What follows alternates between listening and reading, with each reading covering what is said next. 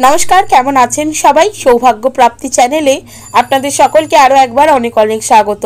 আজ আবারো চলে এসেছি নতুন আরেকটা ভিডিও নিয়ে, যেখানে আমি আপনাদেরকে জানাবো বহুদিনের কি কোনো মনস্কামনা রয়েছে যেটা হাজার চেষ্টা করেও পূর্ণ করতে পারছেন না, কি উপায়ে সেটি পূর্ণ করবেন সেই উপায়টি এই ভিডিওর মাধ্যমে আপনাদের কাছে তুলে ধরবো। তার আগে অবশ্যই বলে রাখি বন্ধুরা, আমার চ্যানেলটিকে লাইক করবেন, ভালো লাগলে বন্ধুদের সাথে শেয়ার করবেন। এই সংক্রান্ত কোনো জিজ্ঞাসা থাকলে অবশ্যই কমেন্ট বক্সে এসে জিজ্ঞেস করতে পারেন।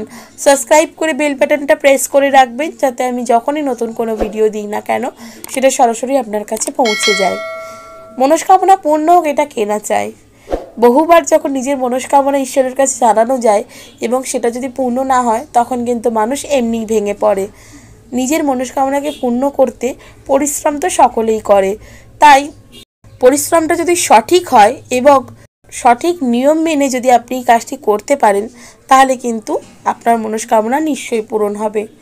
এটি করতে হবে যে কোনো রবিবার থেকে শুরু করবেন। 6টি রবিবার এই ক্রিয়াটি আপনাদের করতে হবে। সেটি হচ্ছে, একটা বটগাছের পাতা নিয়ে আসবেন, একটু বড় দেখে নিয়ে আসবেন। তার মধ্যে লাল কালি দিয়ে আপনার যে মনের কামনাটি রয়েছে সেটি লিখবেন।